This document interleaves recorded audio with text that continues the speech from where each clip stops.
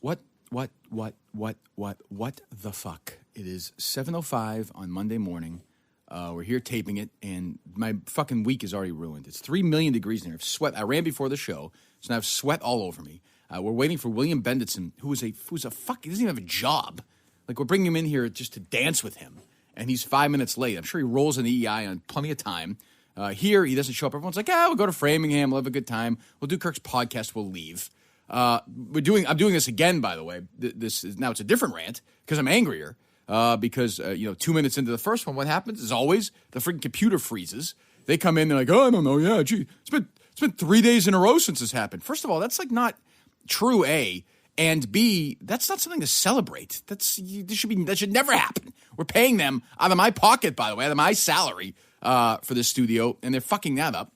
And D, we had some commercial, some ad we were going to do this week that we don't have now because they're like, we forgot to send it to you. Again, I am incentivized, as Steve is, for these reads. And I don't know, by the way, do you know how much we're getting paid for these reads yet? Do you know, not how much we're getting paid, how much we're charging for How much we're billing? No, I do not. Well, shouldn't we know that? I mean, is that something we should know? It would be good information for us to have. Okay, can we find that out, please? Like, it's been a week. I've been nice for a week. Like, let's start getting some answers, all right? Not that difficult. William Bendetson tells me he is 5 minutes away. I seriously almost want to tell him to turn around. But whatever. We'll bring. You gonna let him on if he gets here? I guess. I mean, what are you gonna do at this point? He's whatever. I don't understand. First of all, how are you late at 7:00 in the morning going this way? Like, it's not. There's no traffic. You had no traffic this morning, right? No traffic. None. Zero. There's nothing. I got up, ran, got dressed. I mean, what time did people get up? Maybe Bendetson had a late night at the casino last night. I guess it could be. I don't know. That's another thing. I do not fucking care about this. We live in Boston, so if you're listening from other places, they just opened this casino, which everyone is covering, which nobody realizes like 4% of the people in the state care about. No one else gives a shit about the casino. Nobody. Like, it's on the cover of all the papers. Do most people day in, day out give a fuck about this casino other than how it's going to horribly inconvenience their lives? I mean, really, like, do you know any on the streets here? Does anybody, they'll go how often? Once a year? Once every 2 years? I mean, if that. They're treating it like it's the fucking Olympics. I don't even, what am I missing? I don't know. I think the Olympics probably would have been worse. Way worse. Way worse. This is just going to suck in No, but I'm saying they're treating it like it's this, is it a massive event? I think it's a massive failure. I mean, is it already a failure? They spent $2.6 billion on this place, and it's got, 300 rooms? They're never going to make the money that they're projecting to make. Not even that, but like, I just don't know why it's, I saw the cover of the Globe online yesterday, the Herald, they had like 50 stories on it. My old show, I'm driving in this morning, they're talking about ferrying in and out. Now, I understand why they're doing it. They're trying to suck off Encore to get the money. Like, I understand that. Are we not? No, I don't. I'm not going to do that for advertisers. Like, I fucking hate. If you like our show, advertise. We'll do a good job. If we like your product, like Get Roman or Movement, we're happy to spiel away if we like the product. But the last thing on earth I want to do is sit there and get my hands in these and like suck off advertisers. Come on board. If you like the product, great. If you don't, go somewhere else. Someone else will put both hands on your friggin' knob and rub it until you friggin' finish on their face. I'm not going to do that. I listen to these shows, not just my old show. They're embarrassing themselves, falling over each other for like Encore. They're saying, oh, the hamburgers are unbelievable. The beer is great. I can't believe how roomy it is. Oh, the traffic's not that bad. They're fucking lying. And by the way, it's an infomercial. If I'm in my car for 20 minutes, I want to be entertained. I don't want to listen to people tap dancing so they can get fucking I hate that. And I know you've never worked at a place that would, about advertisers, but it's annoying. It has always annoyed me when advertisers want to be treated. And you reached out to me this weekend about somebody potentially, right, who might want to come on the air and be part. Like I don't want that. Other hosts, other shows can do that. Great. I have no desire to do that. None. Zilch. Niet. Zero. I never get that. Like, if you're on the show, right? I remember one time, my old partner and I were doing a segment, a good segment in the middle of it, and the vice president of the station popped his head in and was like, hey, Barry from Jordan's Furniture is here. Is that who it is? Barry? You know what I'm talking about. These two, it's local guys. Yeah. He's like, would you mind if you guys had him on for 10 minutes? And I was like, you've got to be fucking shitting me. Nothing against Barry. The furniture's great, but what I don't get is the personalities. Why do they want to come on? The other thing is they inevitably tell you, oh, no, he'll be great on radio. And they always suck. He's got a great personality. He'll sparkle. And then he's like this far away from the mic. And I don't care if he's fucking, Richard Pryor. Like, if you're in the car, I've always done this. If you're in the car has always been my thing. if you're in the car, you're driving, and you hear people talking to a sponsor or an advertiser, you can't change the channel fast enough because you know you're going to get 5 minutes of total bullshit, disingenuous radio. My other radio pet peeve before we get to a client that I'm happy to be part of is when the host is pretending like he's talking to somebody conversationally, like a weight loss thing or something. And he's like, hey, I'm Rick, whatever. And I'm talking to Dolores, who's lost 26 pounds on the Get Lost, whatever thing. And she's like, oh, hello. Like she's clearly on a phone somewhere else. And there's that weird pause. And he's like, oh, well, that's interesting. Like why are they, it obviously sounds awful. Why do they do that? You would know better than me. I've asked. No one's ever given me a good answer. Why can't they say to Dolores, we're going to pay for your Uber. We'll pay for you to rent it, whatever. You come into the studio after the show. We'll go to the little booth and we'll record it together. Why? What's that? $50? Like, why is that difficult? I think sometimes the clients are just further away than an Uber trip. You know, they might be like out in Arizona. Well, find one that. But I mean, but local radio. I'm presuming one is. You can get somebody local who did it. Why wouldn't you just do that? And she's like, oh, and then he's like, and he's clearly reading. He's like, so is it me or is this the easiest weight loss program of all time? And then she's like, well, yeah, it's really good, and I can eat whatever I want, and I don't have to exercise, and I've lost 57 pounds. And you're like, what the fuck? What is this? Why is radio so fucking crazy? And why am I? Now I haven't been in a mood at all yet since the show started. I've been in a good mood. Today I'm in a fucking mood. I am in some mood, man. And Bendetson is gonna have to handle it. That's gonna be the issue. But anyway, I don't care about these. Whatever. Good luck to all the casinos and Barry and all these people. They want to advertise with us. We love them. Again, if you trust the product, great. If you need to come on and tap dance for us, fuck off. That's why I like the people at Get Roman. I haven't heard from them. Do you know who the hell runs Get Roman? Nope. Has anybody reached out from Get Roman and said, hey, I want to come on for friggin' whatever? No, they have not. So Roman is the place. You go to, I call it Get Roman, by the way. It's Roman, correct? It's just Roman. Yeah, it's called Roman, but their website handle is getroman.com/Kirk. That doesn't sound correct to me. The pronunciation of that sounds incorrect to me. Getroman. I believe it's getroman.com/Kirk. The feedback for it has been friggin' unbelievable here over the first week. I actually saw somebody running yesterday who told me I didn't tell me if he's used it yet, but said he used the getroman.com/Kirk. I keep saying /Kirk. You don't have to say that anymore, right? No, you okay, don't. so just getroman.com/Kirk. For $5, you get your first month of swipes for just $5. You choose that monthly plan. Roman swipes are a clinically proven way to last longer in bed. Easy to use, effective, fast acting. No prescription necessary. They're great. Not going to transfer to your partner, so you can last longer without worrying. Could be easier to use. Take the swipes out of the packet. Swipe it on, let it dry, you're good to go. That's it. When you go to getroman.com, getroman.com/Kirk. Again, you get that first month for just $5 when you choose a monthly plan. If you use the link getroman.com/Kirk. Getroman.com/Kirk. $5 for your first month there. I'm listening to Kirk Minihane's podcast. Sports and show business. Kirk Minihane, who is apparently a derelict of some kind. That is Kirk Minihane. No one more controversial right now in the sports talk world. That's what I'm talking about. Sports! Kirk Minihane, what kind of thug are you? Yes, well, he is white hot right now. The head. I also want to say something about Kirk Minihane because I like him. Kirk is like a sports genius who everyone hates. We'll do it live. Fuck it. So now what are we talking? William Bendetson is now 7 or 15 minutes late. I have 7:13 here, so I don't even know what we're supposed to. This hijacks the show now, right? Because we're going to do that. Stop. Have him. So do we just do a segment now? Just say fuck him. You wait. You sit in your car till we call you in here. Well, I mean, I think we could talk a little bit about your Barstool Radio interview on Friday. Sure, but he's gonna. Fine, but he's gonna call. He's gonna beep in. I just got a text from him here. He says he's here. I'm gonna go out and try and bring him in. All right, go get him.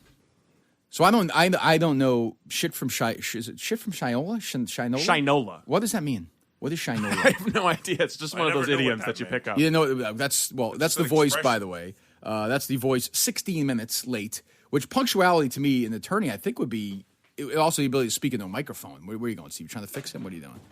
You need headphones too. This fucking guy is gonna be an issue. I need headphones. William Bendetson, Patriots is his handle on Twitter. He has. How would you describe your Patriots coverage? I try to make it top notch. How would you describe your Patriots coverage? Entertaining. That's the number one word. What the fuck are we? How do you describe your coverage when you start a video? Oh yeah, best Patriots coverage in the business. I mean, Jesus Christ! And why are you 16 minutes late? Well, I thought Steve said between 7 and 7:15. Then did we say 7? I texted you over the weekend and said we want to move you up. We want to start right at 7, right? Oh, okay. Were you late for WEI? The plane was 2 hours. I don't give a shit about the plane. Were you late for WEI? No. Fair rip. No. Kirk. No. Fair rip. No. I have to give you. Let's hear about your weekend in Florida. First of all, William Bendetson and I have had a brief and checkered relationship. I had him on my old podcast. It was a big hit. Then he stabbed me in the back, went to WEI, groveled and apologized, so we've let him back. He's a lawyer. He's a lover. He's a cover of the what would you say, a Patriots beat writer? Yeah. What else? A lover of golf. Okay, what's your handicap? I haven't done a handicap, but usually I shoot about 92, 93. Okay. My putting stinks this year. Your putting stinks, okay. What else? I can hit the ball far. Single. Ready to mingle, though? Yeah, ready to mingle, exactly. Are you ready to be part of the Kirk Minihane show world? I mean, you ready to? We're gonna set you up with a nice lady. I think. Would you like that? Yeah. Really? What's your? You know what? I'm impressed, Kirk. Seriously, you have.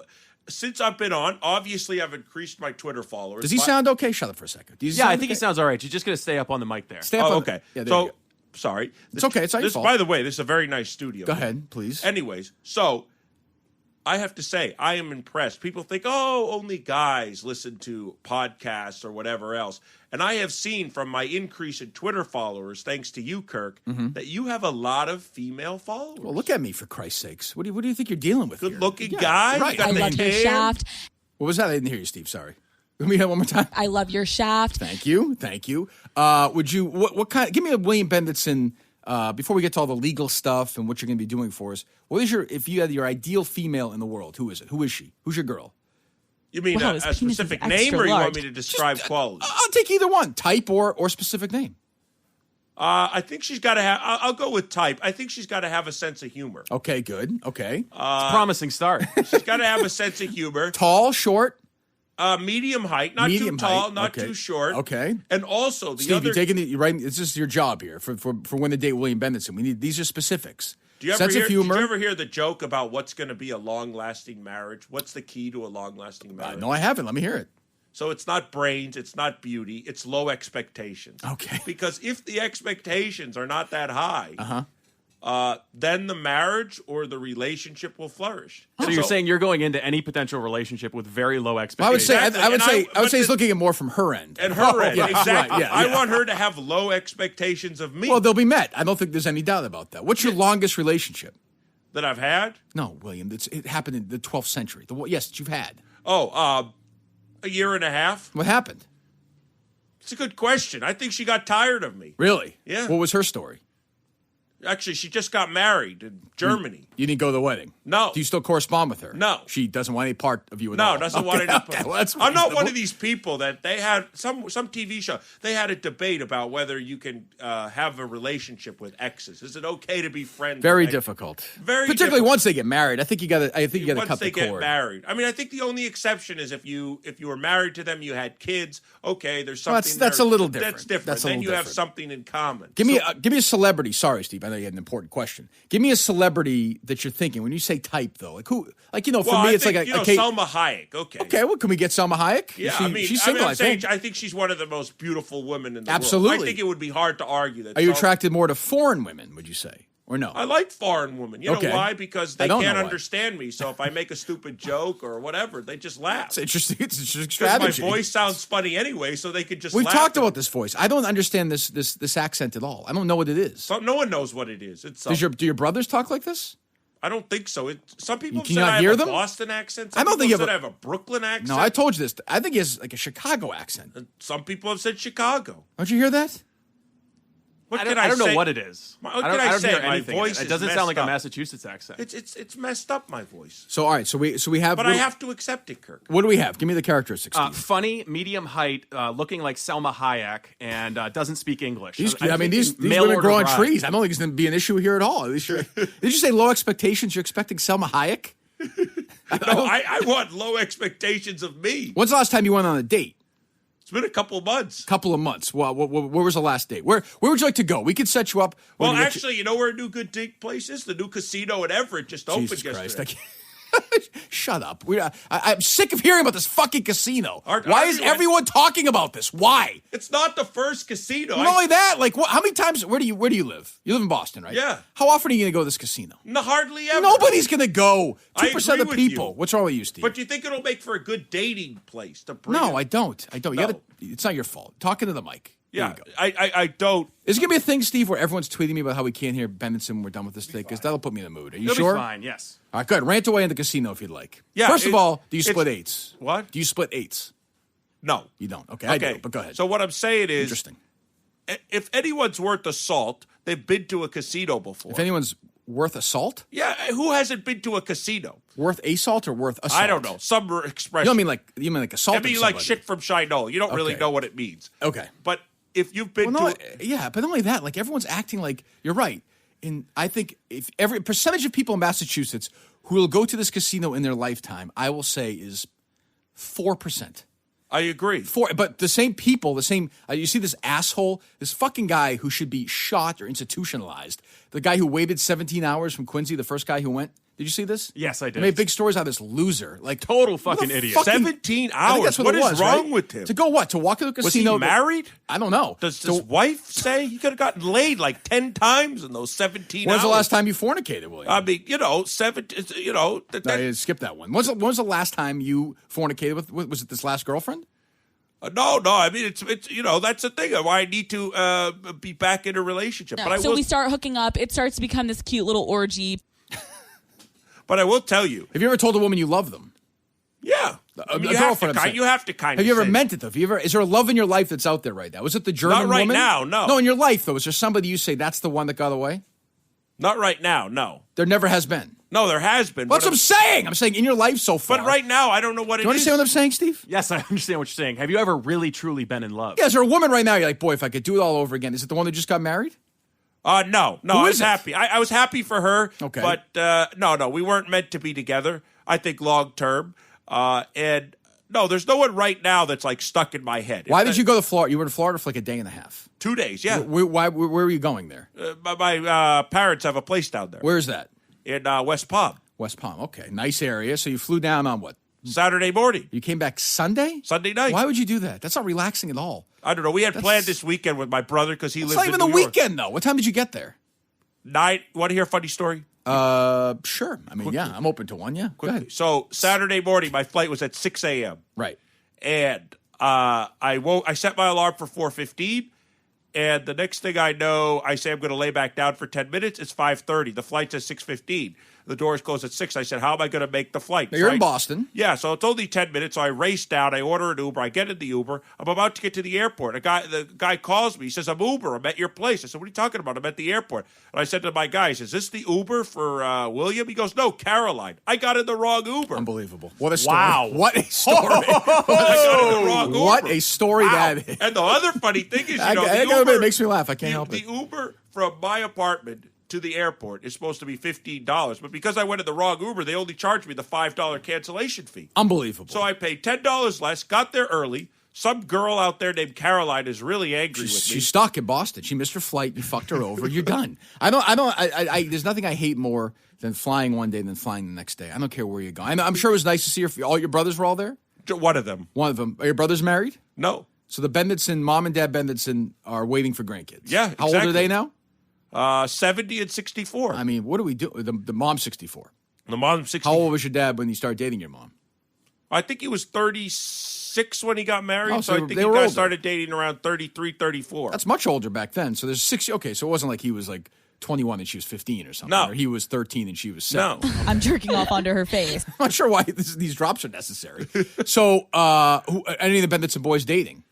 No, my brother who was there over the weekend, he has a serious girlfriend. Okay. You like her? Yeah, very nice. Okay, good. Okay. So she doesn't love me though. Why not? Because I think you're a lot. I'm a lot to handle. You're a lot. As you said, I'm a force of nature. You are a force of nature. As also the fact that my brother and I talk a lot on the phone for an hour a day. Every day? Almost every day. You talk to your brother on the phone for an hour every day? Maybe every other day.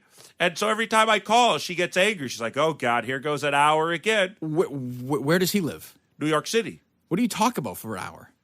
Oh, he likes to talk about sport. We talk about you, Kirk, my radio appearances. He listens. is he one of the guys starting to make more sense? Everything I do, he listens. It's like He's you a big with like fan of my Cullinane Twitter. or Blind Mike or something. We talk about business. For an hour? Yeah, I still don't understand what he does. He works in the banking world, so I try to understand what he does. He tries to explain it to me. When do you talk to him? Usually at night. At night? Okay. Yeah. I mean, so he doesn't have kids, obviously. Once he has kids, it'll be over. It'll be over. His wife, is she like passive aggressive, like joke about it, or? Yeah, she jokes about it. Oh, you know, I mean, does that bother you? Or no, not at all. I realize I'm annoying. You're definitely annoying, but can't you be sensitive enough to say, hey, wait, what's her name? Jess. Maybe we should get Jess on the phone. Yeah. Well, we can't do that Do you think Jess would talk with us? I mean, let me say later on down the line. She's a little shy. We have to do it all right now. Attractive or no? Yeah, no, I'm proud of my brother. Really? Is she very nice? Is she medium height and have a good sense of humor? Yeah, no? She does. Okay, so she fits a couple of Bendetson's marks right there. Exactly. So why can't you just say? Why don't you just come to a middle ground? You're a lawyer, aren't you? What kind of lawyer are you? Personal injury. Personal injury lawyer. Good. That works out perfectly for me. Yeah. Can't you come to some settlement with Jess? Is it or Jen? I'm sorry. Jess, and say 3 days a week. Yeah. No, What's that's his name? fair. My brother? Yes. Daniel. I'll talk to Dan 3 days a week for an hour. Yeah, I think. I mean, you have to talk to your brother for 7 hours. Like, that's fucked up. I know. What do you have, a pacifier? You're an adult. Break off. I know. How often do you talk to your brother, Steve? Maybe once every 2 weeks. Yeah, for how long? 15 minutes. Yeah, I have two brothers. I talk to them. I would never talk to them every day for an hour. Never. Yeah. Never. Yeah. About what, business? Fuck are you talking about? Just, what do you know about business? Nothing, clearly. So what do you? I mean, what are you talking to this guy about? No, but poor Jess. This is going to lead to a divorce. It might. If he gets divorced, I will be the reason. Jesus. I mean, one of the main reasons, at least. Are you gonna live with that on your conscience? Well, 50% of marriages end in divorce. Doesn't the statistics say? How? What is your life business? I'm fascinated by your life as a business person. Is it 50% Patriots, 50% law, 70-30, 80-20? As my potential lawyer, I need to know these things. In the off season, I'd say it's 80-20 law. Law, okay. Where's your office located? North Reading. So you go every day from Boston to North Reading? Yeah. Every day? Every day. Are you going from here to North Reading? Yeah. You're going to work from your office? Yeah. With paint on your pants as a lawyer from North Reading. You see these pants? Yeah. If you walked in and this was your lawyer, would you be a little concerned? Well, I was a little concerned when he was coming up the stairs with his fly down, to be honest. Was it really or no? Just a little bit. Just like half mast. I mean, do you dress up? How often are you almost never in court? Your life is settling, right? Yeah, settling. Yes. That's what the thing with litigation. That's a bummer. Like nothing if you do civil litigation. How often are you in court? Maybe once a month. Are you ready to be in court with me, Dave Portnoy, Portnoy's dad? This is going to be a high-profile case. I think it will be. Well, okay. Of course it will be. Expand on those thoughts. Like, does it make you nervous? Does it give you any pause? Where are you at right now? So I was on Barstool Radio last Friday with Portnoy and his dad. Yeah. Portnoy's dad has taken – we don't need to play the sound of it yet. Portnoy's dad has taken the lead on this. Would you be comfortable sitting in the second chair? Do you have to be the lead dog? No, I'd be comfortable with the second chair. Where are you at with this case? Well, I like I told you, Steve sent me the complaint, and I read through it. Okay, that's great. Do you have any thoughts on it? I mean, I'm proud of you for reading through it, but do you have any actual thoughts on this? We didn't bring you here just for Jess stories. We need some actual legal perspective here. Well, I think it's I think it could be a publicity. You think on the mayor's? You think to state the obvious here. Brilliant legal analysis. He says like if he gets any money out of you, he's going to donate it to a women's shelter? Yes, my understanding is the actual total is capped as well. Yeah, it's not a very high total. That's my understanding. I'm sure Bendetson knows I'm telling you something he knows. I don't mean to insult you. The interesting thing is what in any lawsuit, there's two separate issues. The liability is one issue, and the damages is another issue. So in other words, say you slip on the supermarket floor and they don't wipe the floor well. Okay, the liability is good, but if you only bruise your arm, you might get $5,000. You break your arm or blow at your knee, it's a different game. Yeah, it's a different story. You bash your head and die. Then do you feel so ever? It's like what are the guy's damages? Do you ever feel seedy being a personal injury lawyer? Do you feel those the basic cliches about that apply or no? What's funny? It's either personal injury lawyers get a bad rap, and for some reason corporate lawyers don't. And it's either you're sort of on one side or the other. If you're doing civil litigation, you're either representing people who have been injured usually or insurance companies, defending the people that have committed the injury or the company. Can you make a nice living? You make a nice living? Yeah. You do? Yeah, I live in Boston. Well, okay, but I mean, so and I don't live in Dorchester or some of the other parts, like the other Pats beat writers. So what are you doing this Patriots shit then? What? What are you doing this Patriots stuff? People ask me that. Well, I love it. I did it before I went to law school. Right, I understand, but some people. I was disappointed in myself, though. In what way? Because I don't like to give up on things. So I covered the team 2009, 2011. Then I decided I was getting bored in the offseason. But back then, there was only like 7 or 8 regular beat writers covering the team. Right. Said, I don't know, if I'm going to go back to school, I should do it now. Then I come back this year, all these guys who had never been covering the team when I was there, they're all covering the team. I thought, you know what, maybe I should have been more patient, just stayed covering the team. You seem to me, the last couple of days, I don't know what's going on, but you seem very concerned about the soap opera drama that is the Patriots beat writers. If you're not from a different... I think this is true because I've traveled. And you must love this, Kirk. Of course I do. This is what I do. But I mean, who cares about the games? I don't care. I do not care about the games. But when you're from a different part of the Super Bowl, if you're from a different part of the country, I think the media for some reason matters more in Boston. I have no idea why. In New York. But it seems like the Patriot beat writers all hate each other. Ben Volen, like middle school girls. Ben Volen, who's a beat writer for the Patriots, wrote a story last week saying that the general manager of the team, not that's not his title, but basically essentially Caserio. Nick Caserio, wants to leave. He stated that as fact. And then all the Patriots fans who are fucking insane, which, by the way, a huge part of them are Barstool people, jumped all over him. Fuck you. You're making this up. He kind of backpedaled. But beat writers were eating him, and he was kind of biting back at them. It was great. Great hate back and forth. Why do the Patriots beat writers hate each other so much? I think it's because being down there, honestly, is not fun. Yeah, but I would say the baseball beat writers don't beat up each other publicly. Privately, they hate each other. Well, you know what But the baseball beat writer life is way worse. It's not even close. Way worse. That's the worst job. Honestly, I would rather clean toilets and be a fucking baseball beat writer. Oh, you're on the road all the time. You're going to be divorced. It's a guarantee. They get to the park at 3:00 for a 7:00 game. I've done this a couple of times back in the old days.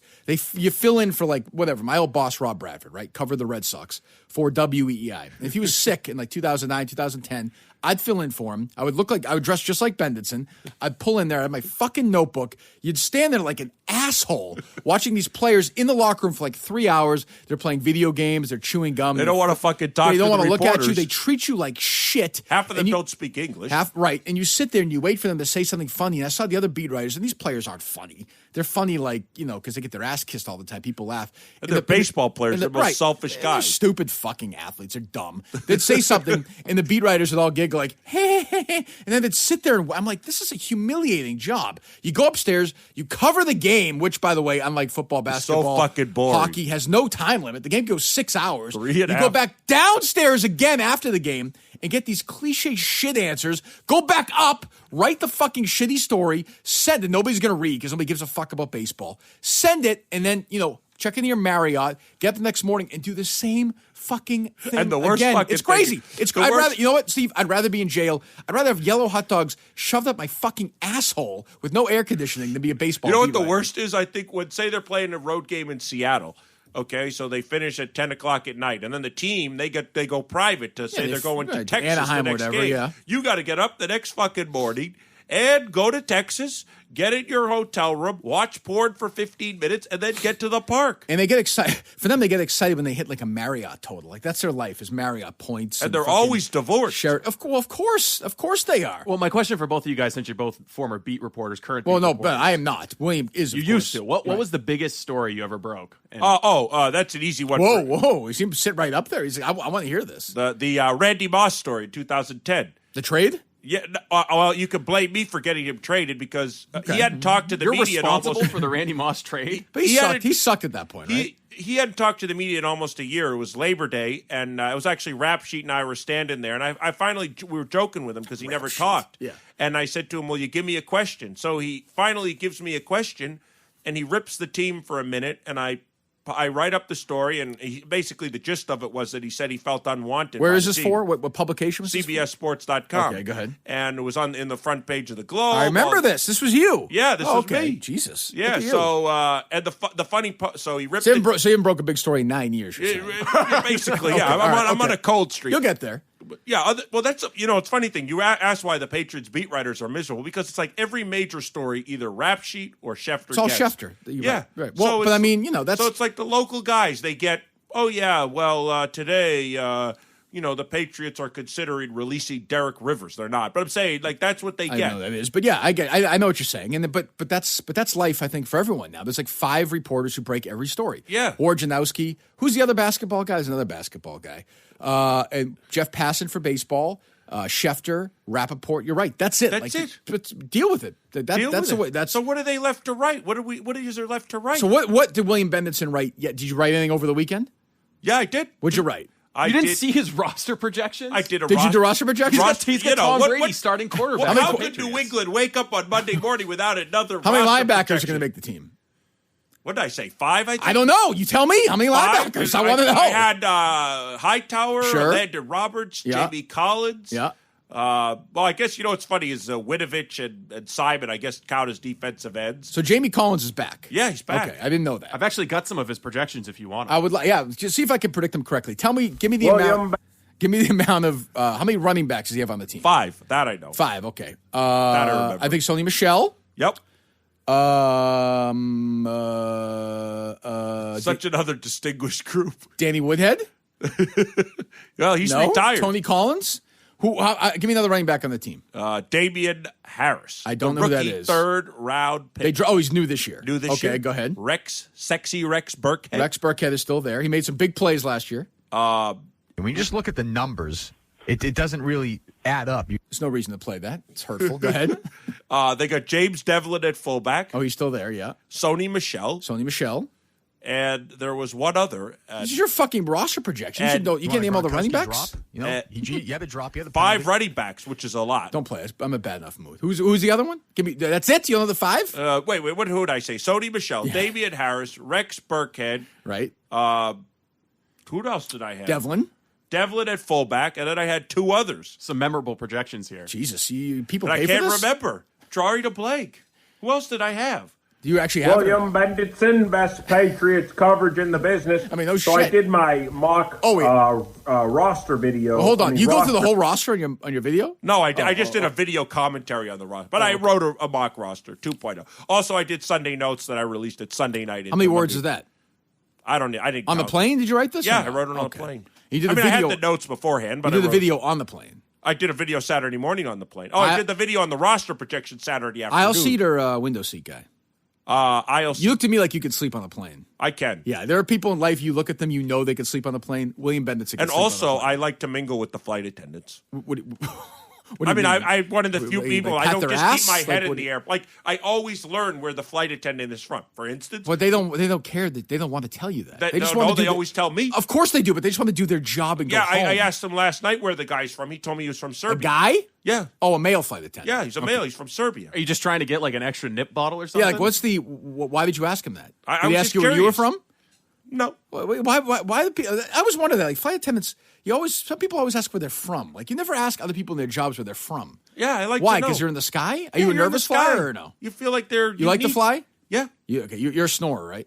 A little bit. Yeah, certain people you can tell. Like I can't sleep on the plane. Bennetson next to you, he's sleeping the whole flight. There's no doubt about it. Yeah, last night I didn't sleep, but What do you mean? The other thing I do that's annoying on the plane is I like to take walks. What do you mean? Just walk up and down the aisle? Yeah. Why is that? Just to kill time? Kill time, yeah. Aren't you working? You're writing your stories? Yeah, I was, but if I need a 5-minute break, I walk up and down. How are you credentialed as a media guy? Last year was Patriots Maven. Patriots Maven. How about this year? Same thing? Yeah. Okay. Best Pats coverage. You have the Patriots are good? Everyone's good? Everything's I was good. texting back and forth with Stacey James yesterday. He's the Patriots, what's his title? He's vice president of public relations. Vice president of public relations. I was trying to get. By the way, the vice president title is the most overrated title in our society. Save that rant for a second. That's a good one. I want to get to that. Everybody's a vice president. I understand. Steve's vice president of the Kirk Minihane show.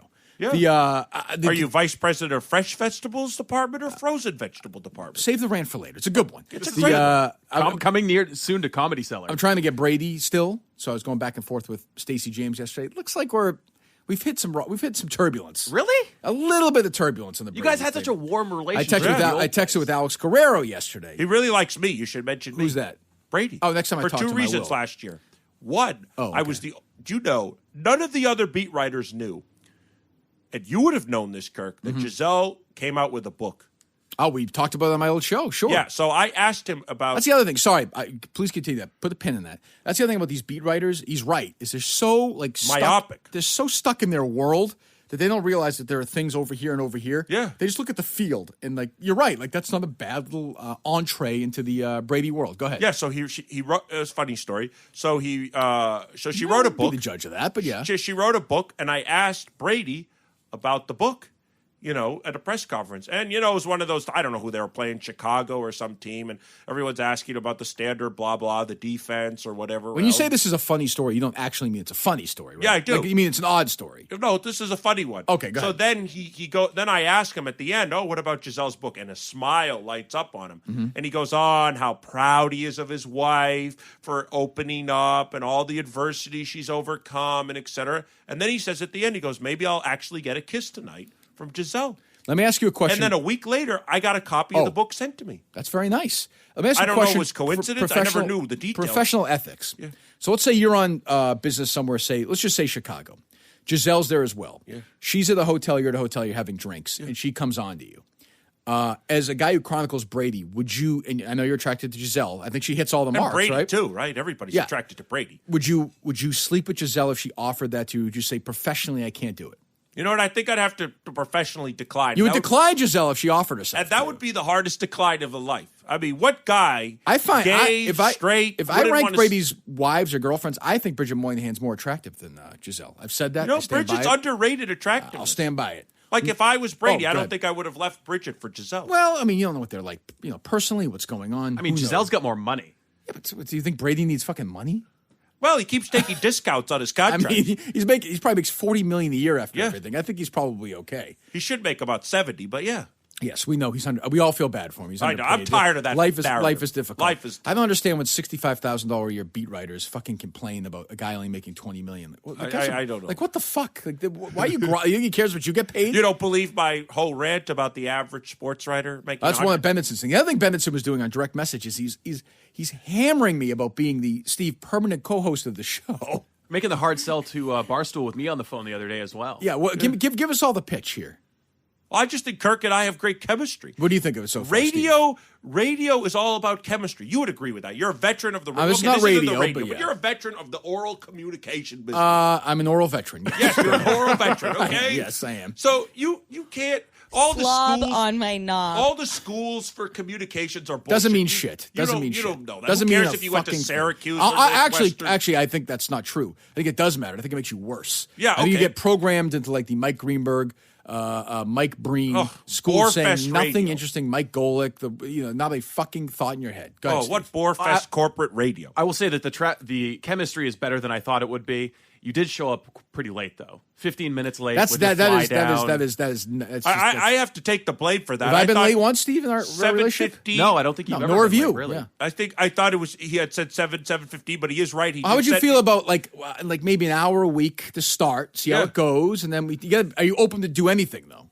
Yeah, There's nothing you won't do. What do you mean nothing? Well, I won't run around naked, but well, that's an issue. Yeah. But okay, what else?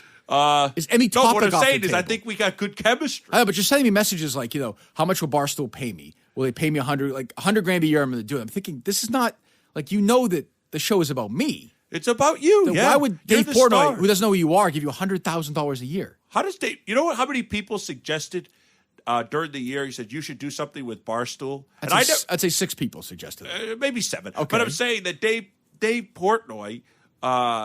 I'm surprised at this point if he doesn't know who I am. Now, I've never contacted him to promote myself or anything like that.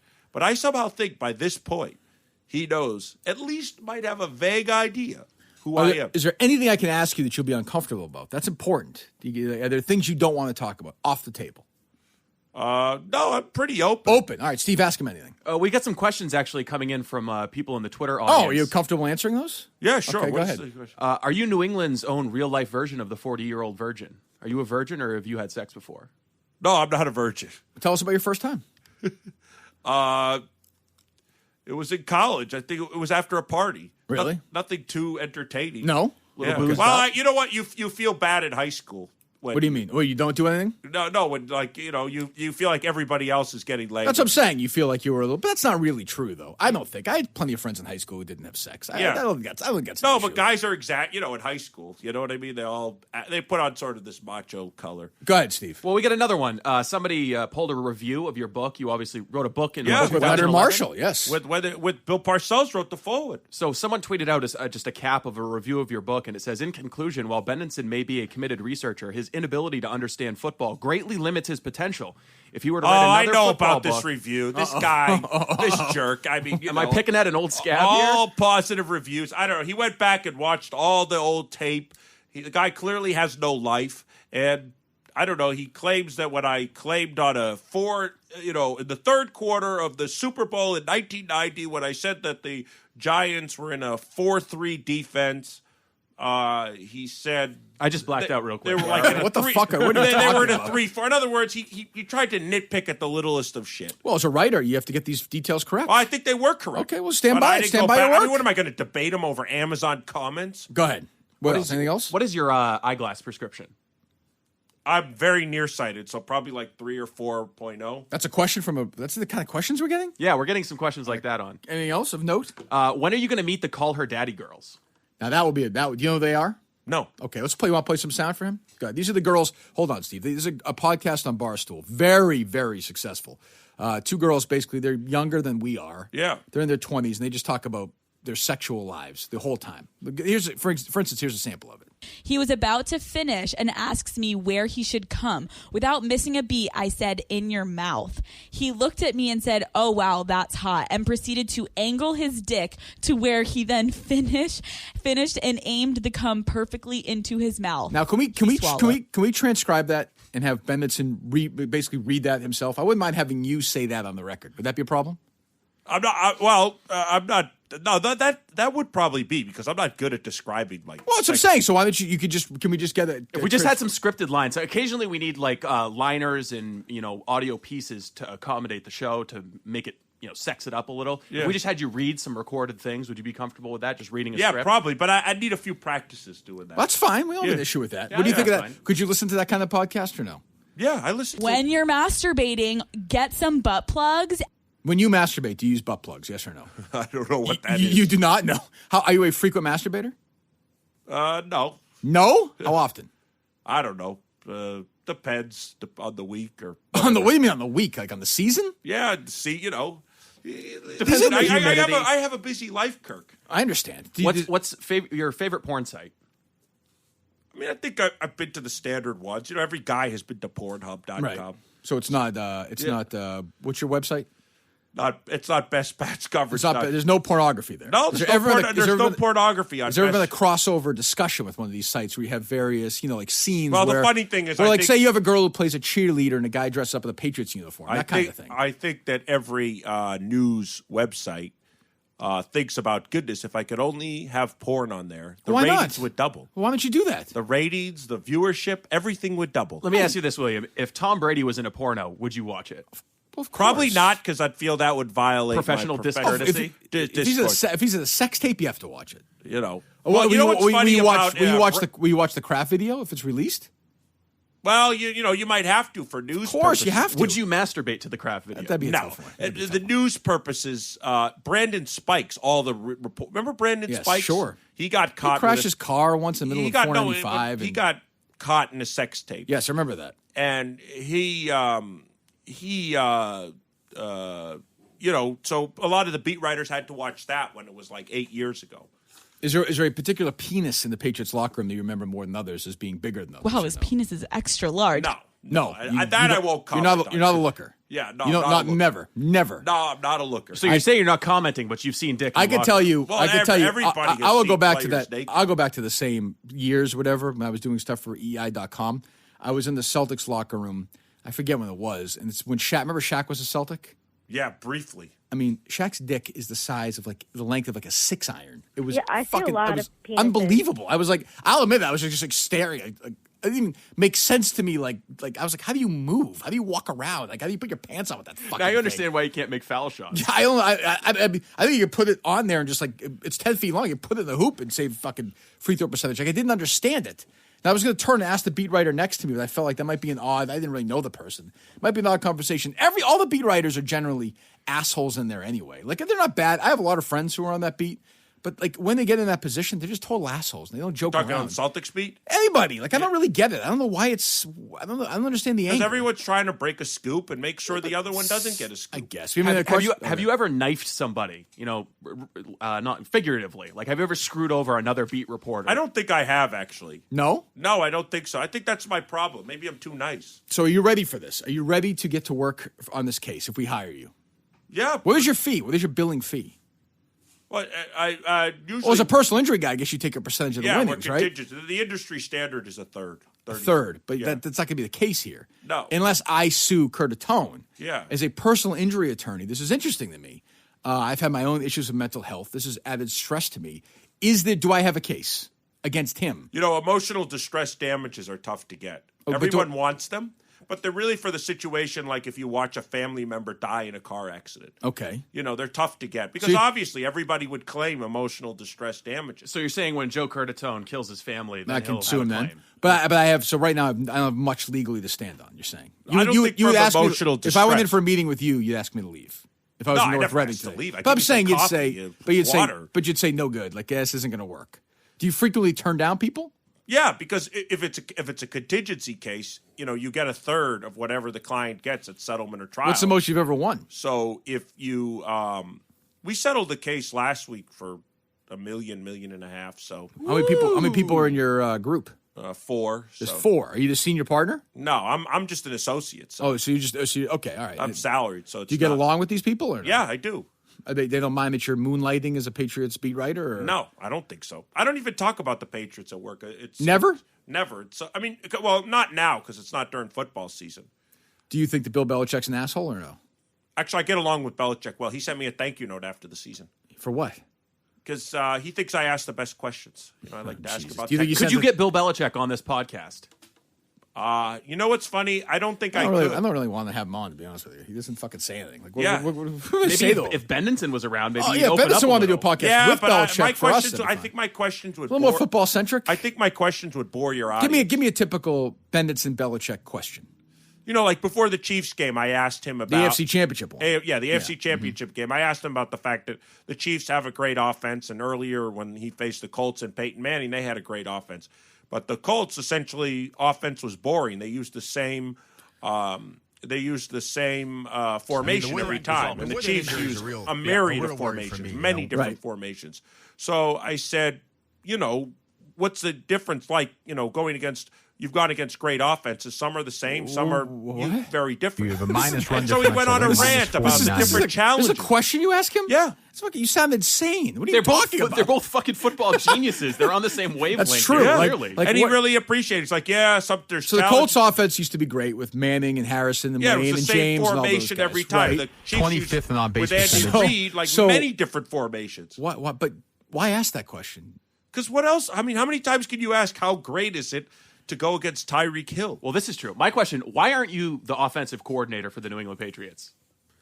The question, I actually would have been more interested in being the defensive coordinator. Sure, I could see you more as a defensive coordinator. Yeah, I like defense more. And also the defense. Fuck me, I'm sorry. They don't have an official defensive coordinator right now. So it would have been a perfect fit. Oh, they lost Schiano. He was defensive coordinator for about a week. And then he what's said, the story? That. What's the story behind that? Did you? Well, he said he wanted to spend more time with bullshit. Well, bullshit. The interesting thing is that Belichick has never had great luck with veteran assistants. He likes guys to start as what they call 20-20 guys. Sure, he had the guy 20 hours a day, $20,000 a year. Carolina coach. Dom Capers. Yes. Yeah, that didn't work. That lasted a year. So he doesn't like veteran assistants so much. So I think that could have so you been think a young guy like you could step in? Do you think you should be the defensive coordinator of the Patriots? I would gladly be the defensive. Do you think you're a candidate? Well, no. They chose. They're not going to have an official. You know how he goes those Well, years? they lost the guy to the Dolphins and all that Yeah, stuff. so You now would give they'll up have all a the year. glory, all the glory of it being a personal injury. Would you attorney? still do this podcast if you were the defensive coordinator of the Patriots? Oh, well, I think unless that he, might be good for us. Belichick doesn't like his assistants much talking to the media. That's true. That might be an issue. Yeah. That may be the only stumbling block. They're supposed to be available once a month. This is sort of a funny story if you hate the media. And You got another funny story coming. Belichick.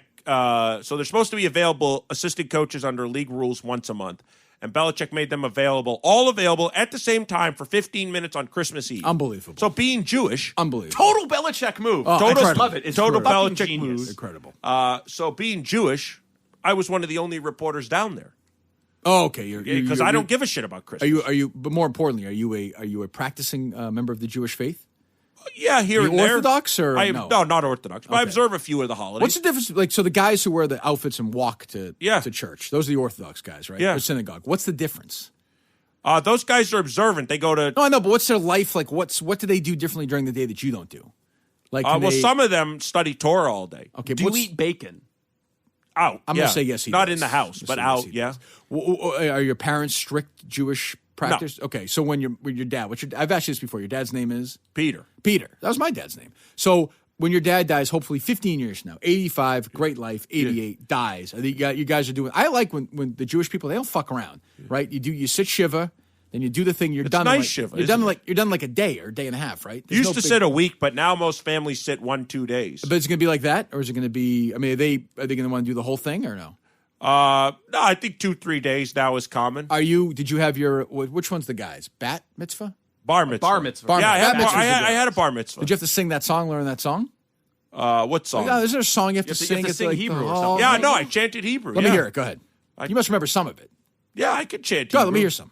Like Shema, Yisrael, Adonai Eloheinu, Adonai Echad. That's not bad. That is not bad. That is not bad. No, my question is the funny thing. How often you know what's fucked up is that in Hebrew school they teach you how to read Hebrew, but they don't teach you what it means. So you're just reading words. You have no idea. Well, you're not a religious person. I can. No, but it's weird. In Spanish, when they teach you Spanish, they teach you the translation. Well, it's easier to right. You know what the words you're saying. Would your mean. mom like you to date and marry a Jewish girl? That she? I think they would prefer. Yeah. This is Jess. We got to hold get on. to the list of characteristics we want in his girlfriend. We'll get there. Is Jess a Jewish girl? Yeah. Oh, she is. Yes. Okay, so if she's not Jewish, that's an issue. I Catholic? think they're becoming more accepting, but yeah, all Jewish parents I think prefer marry Jewish. If you only dated Jewish girls? Mostly, yeah. Oh, really? Yeah. That's interesting. So so is Jewish one of the things? Is that important to you if you're making a list here for the win a date with William Bendetson? It's a preferable quality. Okay, but not a deal breaker. Yeah, because you know what? It's hard now because the Jewish girls are intermarrying at such a high rate. I don't know. I saw a stat like 70%. What? So, 70% of non-Orthodox Jewish girls are intermarrying. Oh, really? Yeah. That's changing everything. That was not the case because they don't give a shit if you're Jewish. That used to be a more favorable category. Let's go run down all the things, Steve, here before we kick this off. I think this week or next week we're going to do this. So this is the list of preferred qualities. Put in all. This is your only chance here. So list all the shit you want now because we're done after today writing this stuff down. Go ahead. Funny, medium height, kind of looks like Selma Hayek, right? Who doesn't seem to me to be very Jewish. I could be wrong. I don't know her religious denomination. I could be wrong. No, I don't think she's Jewish. Probably not. There's a hot Israeli supermodel, Bar Raffaelli. She's attractive. Yeah, go ahead. Preferences here: preferably Jewish and preferably poor English speaking. That's true. Right. I speak decent Spanish, so if she speaks Spanish. Let me hear something. Let me hear you speak to a woman. And Steve, you're the Spanish girl on the date. Do not do anything stupid accent-wise. Just be a regular, person on the date. William, you're speaking Spanish. Steve, do you speak Spanish? I do not speak Spanish. Go ahead. Well, I'll speak. Pretending I'm speaking Spanish. You speak Spanish back to me, okay? Yeah. William, it's really nice to see you this evening. You look lovely.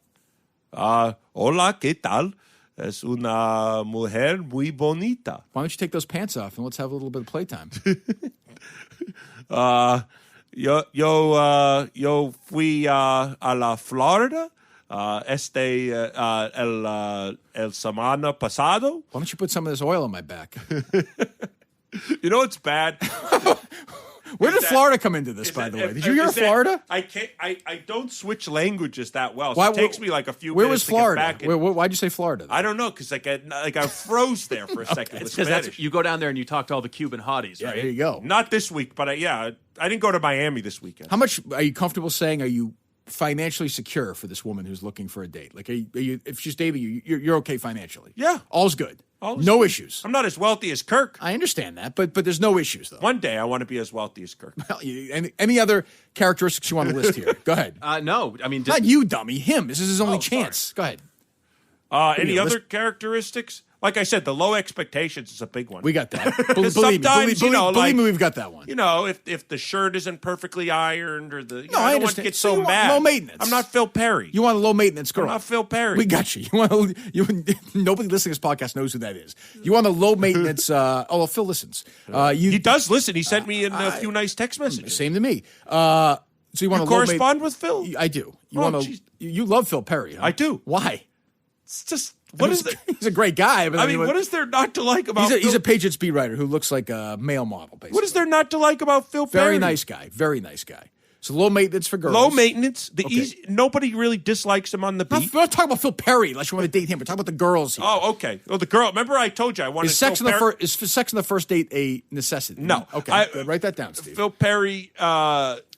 We moved on to Phil Perry. His table scraps. Remember that? I told you that on the podcast.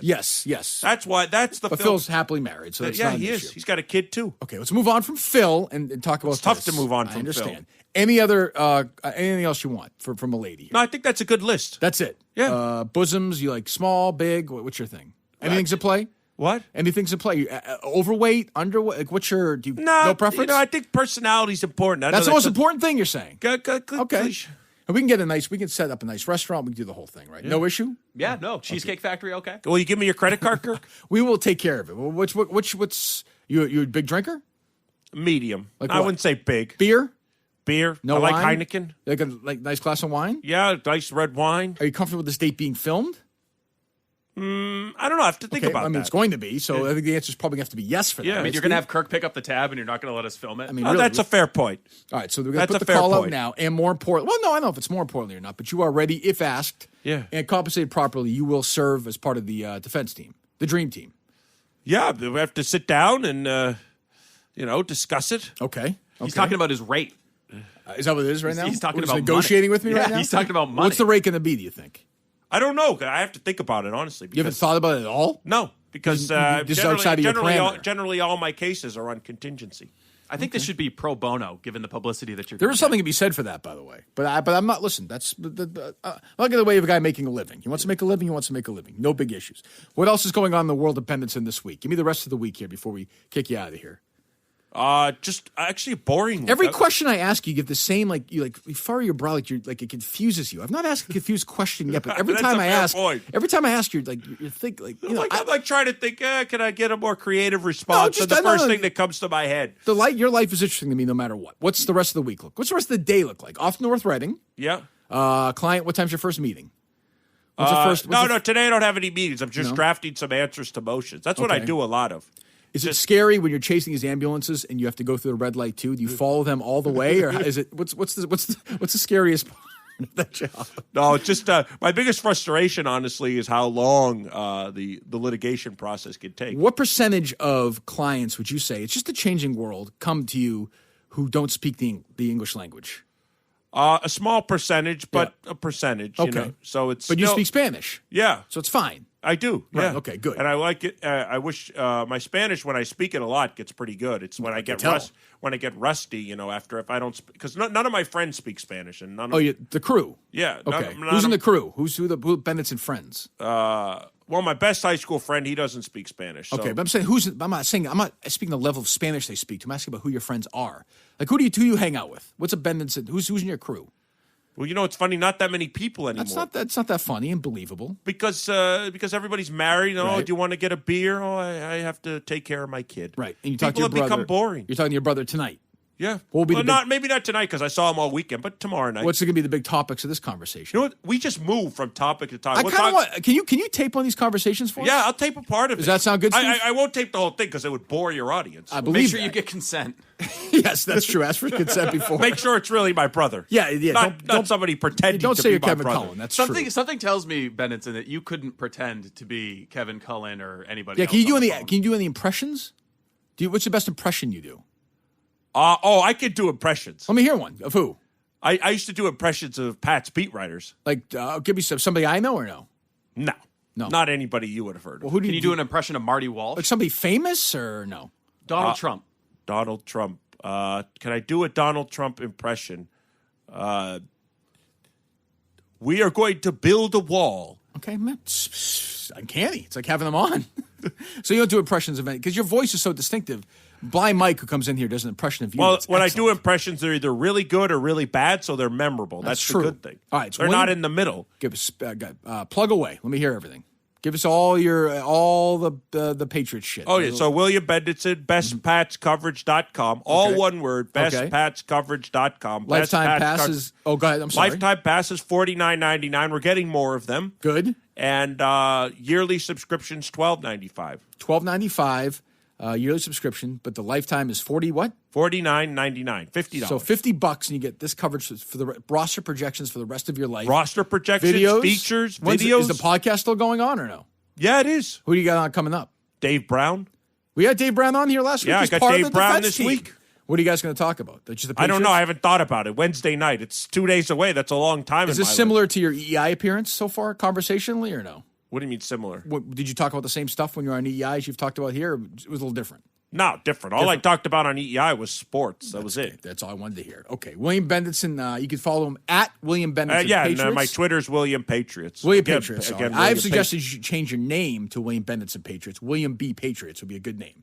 Yeah, I consider that. And I or think maybe all my brothers. I mentioned that to my brother this weekend. He could be Daniel Bendetson Patriots. That's not bad. Your dad could be Peter Bendetson Patriots. Exactly. There you go. All right, so Bendetson, we're going to get him in here next week. We're going to get this win a date with Bendetson thing going, right, Steve? I think we are, yeah. Okay, we got a great list of criteria here. I'm surprised there's no... Are you sure you don't want to give us one last time boob size? I don't have any... I like the fact that he doesn't care. He's a personality-driven guy. I respect personality. That. Yeah, and you're ready to fall... I'm friends with Phil Perry. Some question his personality. He doesn't have one. You're ready to fall... You're ready to fall in love, though. Yeah. I already fell in love with Phil Perry, but I understand. I understand. Everybody knows that. Are you actually sexually attracted to William Perry? William Refrigerator Perry. No, but Phil Perry. No, but I do admire him. Are you attracted? Have you ever been attracted to men ever? Not that I could think of. It's an odd answer. Go ahead. Are you okay if we make you an online dating profile using these characteristics that you've laid out for us? I hate online. Nah, we don't need it. Let's be more creative. I hate online. Nah, yeah, we don't. Yeah, so lame. You've never done that? Your friends must do it. They do. Some. Well, how do you do it then? Where do you meet the women, the broads? I try to meet them randomly. What do you mean randomly? What do you get? When you crash cars into them and start talking? I spend randomly. I spend enough time online with Twitter and all the shit I do. I don't want to spend any more time online. Okay, but I'm saying it's at your age. You're how old? 30? 33. 33. Getting old. I would think at your age, it's hard to meet women. It is. Right? I mean, Steve, if you got divorced tomorrow, it'd be hard to meet women. I think so, yeah. So, like, where do you go then? What does randomly mean? That's the problem. That's what we're going to do for you. We're going to make this happen. Factory, we're going to make this happen for you. All right, Bendetson, we'll see you next week. We'll keep you updated on this. Go follow him at William Patriots. Get the bestpatscoverage.com again. $50 lifetime Did subscription. you sign up? I haven't yet. I will do it. You want me to do it? Do it today. I'll do it. Shouldn't we get free Yeah, we accounts? should pay for it now. We'll pay for it. He needs some money. Look at it, for Christ's sakes. You get credit card points, too, if you That's true. Get my American Express points. Maybe I'll do it. You're practically losing money if you don't sign up. All right, we'll talk to you later. Bye. I actually wonder if Bendetson will use this. I don't know. I am guaranteeing you Roman will be happy to jump into the win a day with William Bendetson business. No question. I think it falls to us to make sure that he's properly equipped for his first date. I mean, look, obviously he's got a friggin' rocket in there. He's little Shaq. But I think, to last longer, because, he said he's been a little slump for a while. It's been a while. So if he gets lucky on this date or the second or third or whatever, whenever both are ready and consenting and happy and, in love, he'll use the Roman swipes, I would think. We're definitely going to provide him with that. If he hasn't already signed up already, he may have. GetRoman.com/Kirk. You get your first month of swipes for just $5 when you choose the monthly plan. If you use that link, GetRoman.com/Kirk. Easy to use. Fast acting, they help you last longer in bed. Bendetson's going to use it. I've heard from many people who have. There's no stigma, no need to be embarrassed, for Christ's sakes. It's an issue for everyone. Let's get working on it right now with Roman swipes. GetRoman.com/Kirk. GetRoman.com/Kirk. We haven't heard from GetRoman lately. No, we haven't. I think he's still got some hurt feelings after you insulted him last week. He's like this pussy superhero who is not in shape. I'm a little worried. It's like do you ever see Superman 2? No. You ever seen Superman 2? No, the Superman movies are awful. I'm saying the original ones with Christopher Reeve. Oh, the original ones, yeah. Have you seen the second one? Yeah, so the three people, the three guys come in from the other plane and beat him up. And he kind of goes away for a while in hiding and comes back strong. That's where Getroman is right now. He's in hiding. Yeah. He's to get his shit together. Get the eye of the tiger back. But you know what? Just one thing I'll say about Get Roman. The great thing about it is you don't have to go into a Rite Aid or a CVS and buy these and you put them on the counter and the lady behind the counter is looking at you and saying, oh, this guy's buying Get Roman wipes. Right. And maybe there's a little bit of judgment going on. Right. Just buy them online. They come to you in a discreet package. It's great. Done. For $5. For $5, by the way, first month when you choose that plan, GetRoman.com/Kirk. GetRoman.com/Kirk. Our great friends at GetRoman. All right, so that was Bendetson. So we have who's joining us in 20 minutes? Coming up is Carmine Sabia. Okay, so I think this guy's an asshole. I could be wrong. I tweeted he was an asshole this weekend. To his credit, he decides to come on here. He's very excited. He's been tweeting out about it. Has he really? Yes, he's very excited to do the Kirk Minihane show. Does he know me? I don't know if he saw the tweet that you sent out calling him an asshole. Oh, okay. But he's just excited to be part of this Barstool world? Yeah, I was DMing a little bit saying, hey, what's your take about this Gene Carroll story? Just doing a little bit of a pre-interview. Oh, anything or no? He says, I'm doing the Kirk Minihane show tomorrow on Barstool Sports. Give it a listen. Oh, great. Wow. Gee, thanks, Carmine. Big promotion. So let me go second story first, then this one. Just in the world of not even politics, I guess, over the weekend. I can't wait for these debates this week, by the way. I love bad debates. It's my favorite thing. And Trump will be tweeting away. But Liz Warren, was this yesterday? The Liz Warren thing? When she's asked about the Gene Carroll interview? No, not that. About the reparations. Oh, yeah, this is yesterday where she released her plan for gay reparations. This is a weird one in 2019. You're almost afraid that you can go to jail. I'm not even speaking against, I've said, gay, whatever, great, fantastic, knock yourselves out. Fuck away, get married, don't get married, don't have sex, whatever. But you're just like everyone else. I agree, 1,000% should be allowed to get married. I think civil unions is a bullshit way of saying you don't think gay people should be married. I'm against that. They should absolutely have every right that straight couples have, of course, no doubt. But we get into the world now where Liz Warren, the senior senator from my state of Massachusetts, is calling for $50 million worth of gay reparations because they have been penalized in the past from tax perspective, correct? Yes. Okay. So this was, I would say, set quite a precedent if you start doing that for homosexual couples. What about single gay or straight people? Didn't they make a movie about this? What was it? Adam Sandler? Yeah. Where he married Kevin James or something? Yeah, they married each other for some kind of tax benefit. So, where does it end? Irish people were persecuted. Italians were. Obviously, I would say I don't know if there's a moment in history, but I feel like Jewish people have been persecuted at some point historically. I could be wrong. I think you've been persecuted. I've been persecuted. Japanese Americans. Where are we? I'm trying to think if the black people in the world in America ever in history been persecuted. Well, they've already signed up for reparations for African Americans. How much is that for?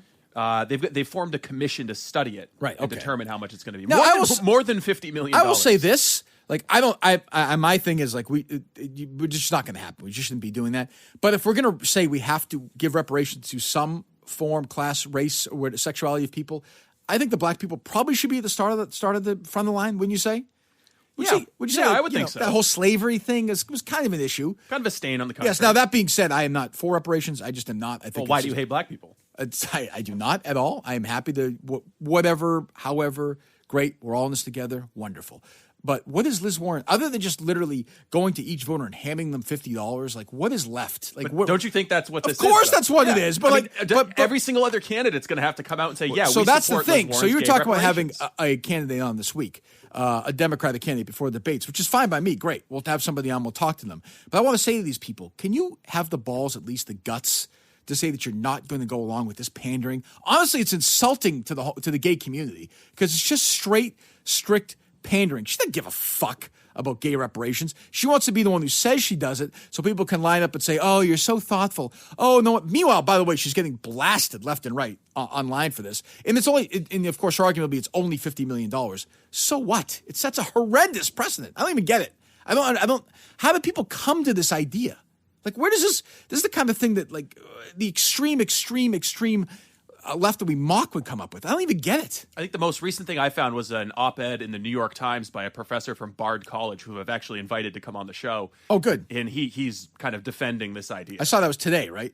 It was last week. Or yesterday? Yeah. Oh, when was it? Last week. The okay. I saw the Times today. Tweet that story again. I was going to read it this morning. I didn't get a chance to read it because I was talking to William Bendetson, which should have got his thoughts on it. But I don't understand, like, where are we at now that whether we make fun of her or not, we've dealt with, I mean, you would say that Liz Warren is a serious candidate for the Democratic. She's second and third a lot of the polls, right? I mean, though we've mocked her and everything, but she's a real candidate. Yeah, no, she's a real candidate. She's polling at double digits. She's not at zero. My point is she's not de Blasio or one of these zeros. Like, she's an actual candidate. She's a real senator. And this is one of the things, she's running for the president of the United States on this platform. As I tweeted out yesterday, you people are daring me to fucking vote for Trump. Like, what are we doing? What the fuck are we doing here? Like, what is the argument for it? What is the argument for it? Historically marginalized communities absolutely suffered, and agree 1,000%. We have this like cultural guilt thing. We as a society need to pay them back. Okay, but would you say that that's exclusive to the homosexual community? No, of course not. Then why is Liz Warren doing this?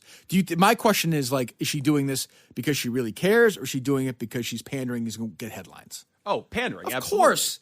But isn't it? I mean, it's transparent, right? Like, nobody's not seeing through it. I mean, you would think so, but you've got these no-name governors who are also running for the nomination, and they come out and say, yeah, maybe not socialism, and they get booed out of the hall.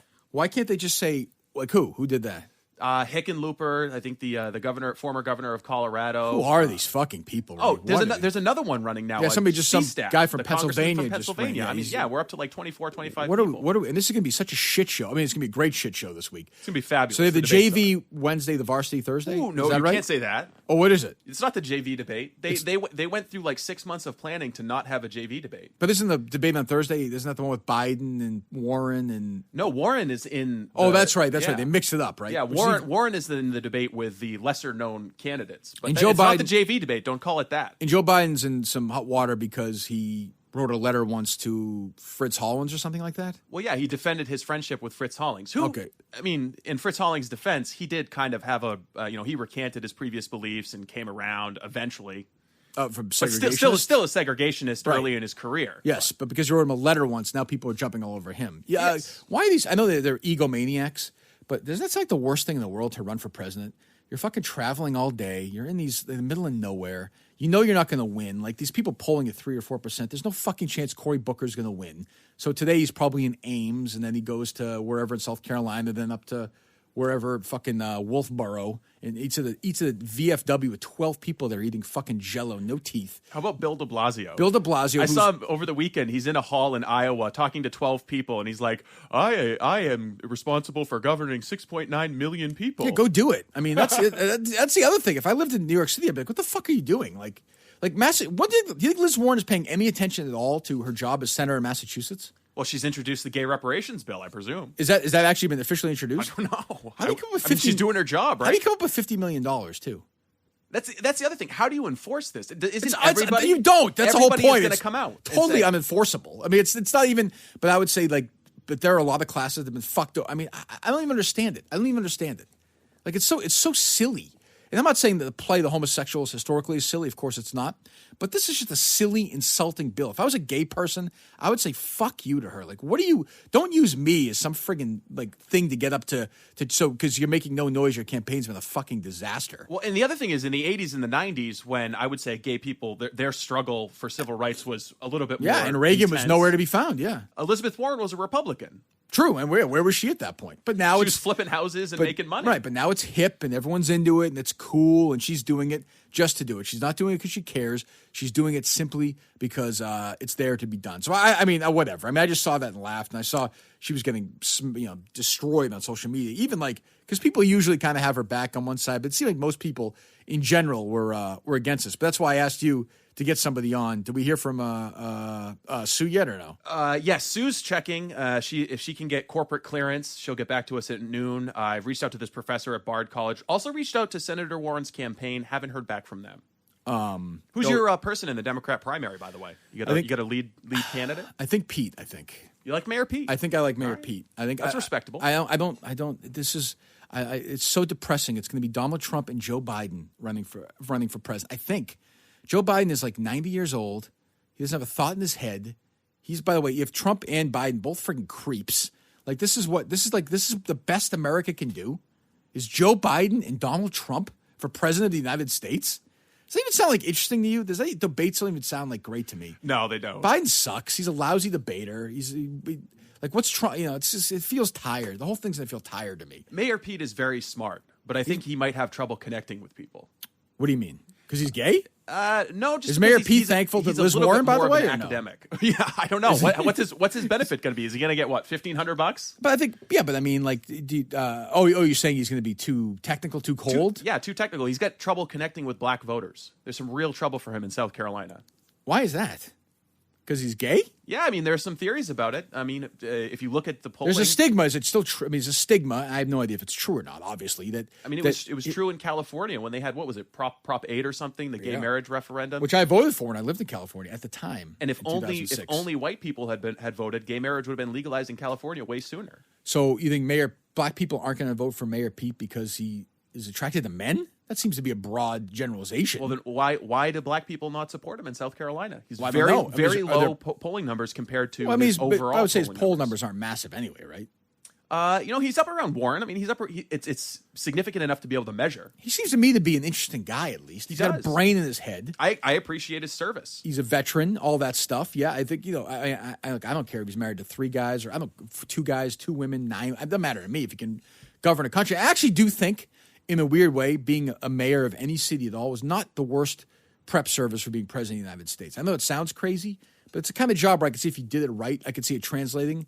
I mean, look, it doesn't matter anyway, because look who the president is now. It doesn't even matter. Like none of the old stuff matters at all. The thing is, though, he's the mayor of South Bend, Indiana. He's facing more heat for being an absent mayor than Bill de Blasio is. Well, it's because, like, South Bend, I got to assume that it just runs itself. Like, what does the mayor of South Bend really do? It's a good question, but I also think, like, de Blasio, I think Mayor Pete supposedly has done a good job, though, right? Like, de Blasio sucks. Like, I don't think anybody, like, they hate him in New York. Like, what is he? I don't even understand why he's running. I don't even get, he's just an egomaniac. I think he should be very happy with the job he has. Jesus. All right, so we're going to talk to this other, what's his name? Carmine Sabia. Okay. I believe he's the writer for the, quote, Federalist Papers. What does that mean? Is he just a lunatic or no?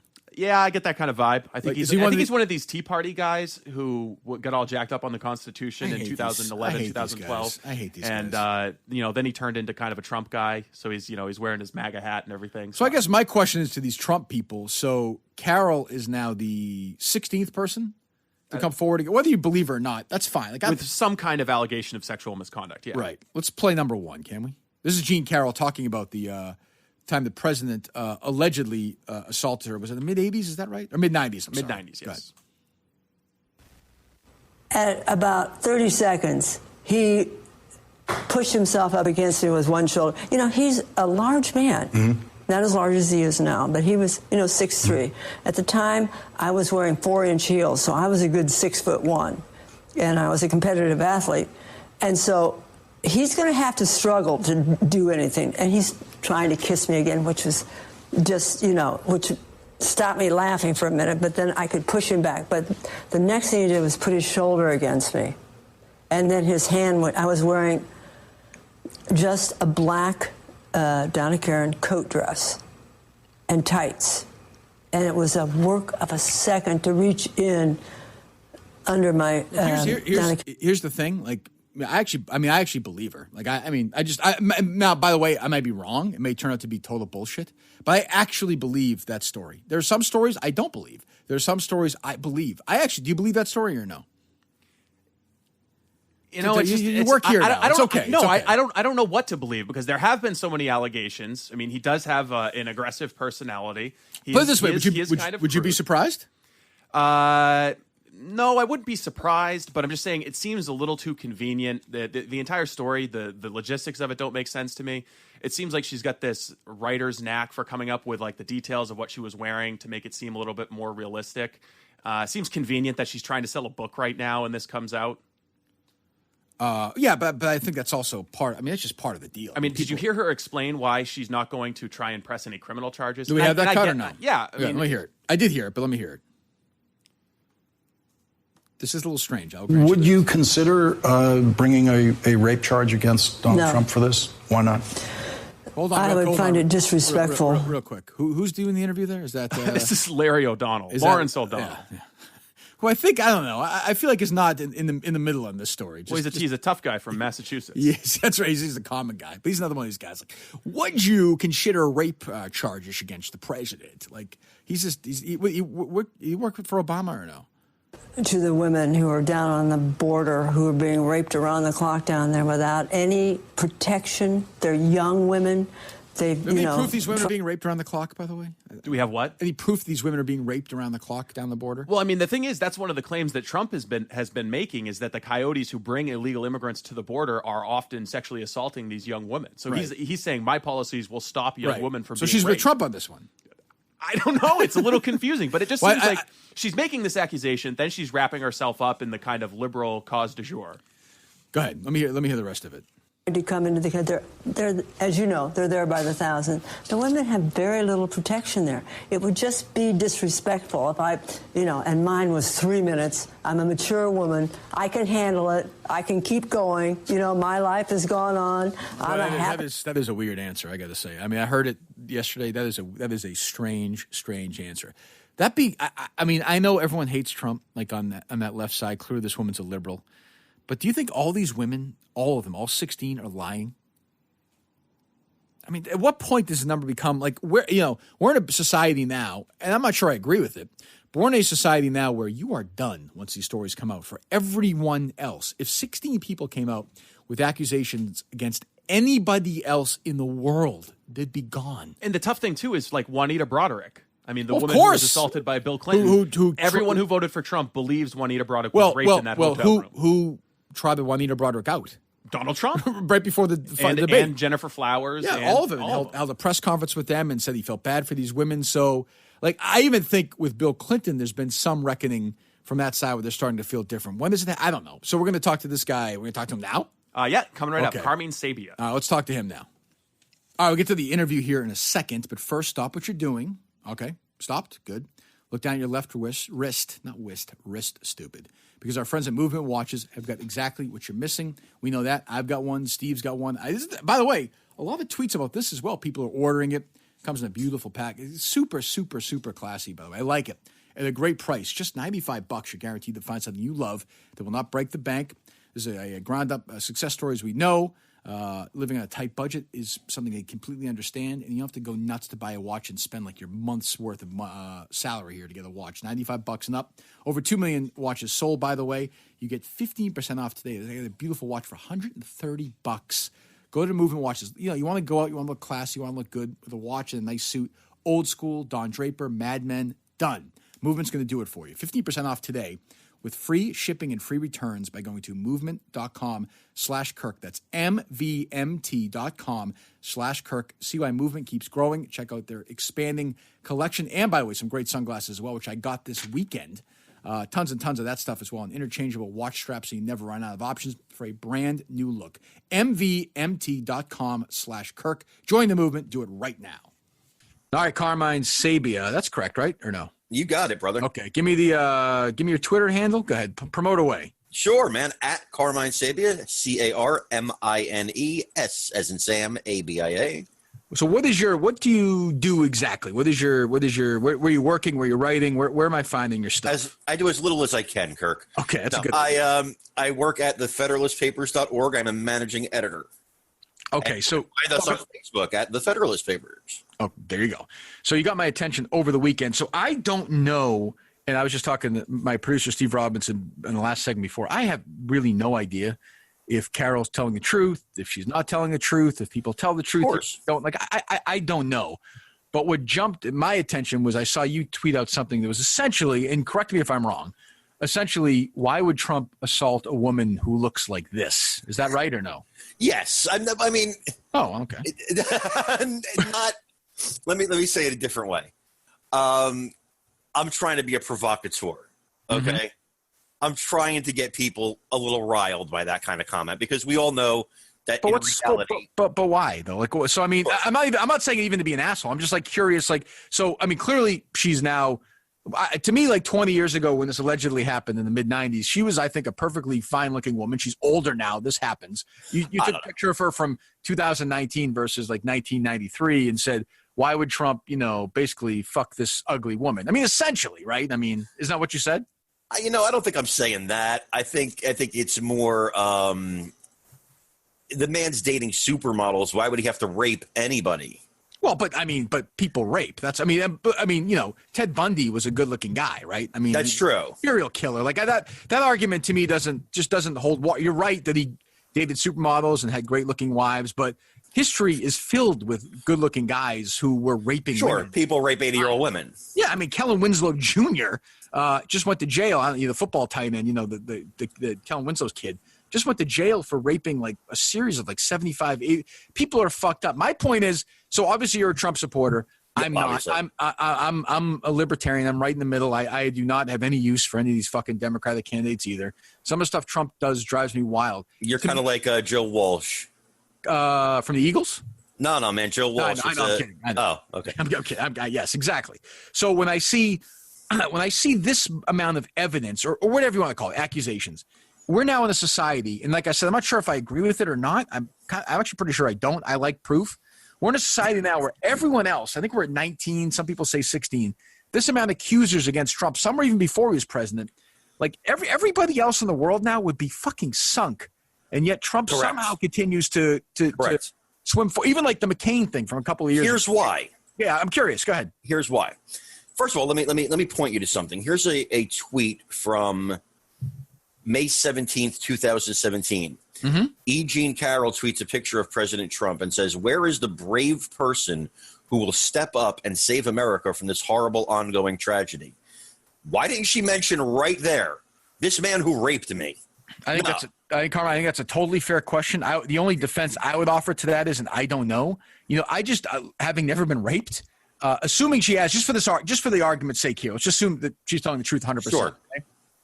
Maybe she needed a different point before she could get there. Maybe she was in therapy. Maybe you know what I'm saying? I mean, to me that's not crazy to think. Now, no, but she needed that point. She miraculously worked up the courage right before her new book comes out. Her book came out. Totally fair as well. Like I think so. That's what I mean. So I think those are totally fair points. But I guess my point is, do you believe any of these women who accuse Trump of any of the sexual harassment? Well, here's the thing.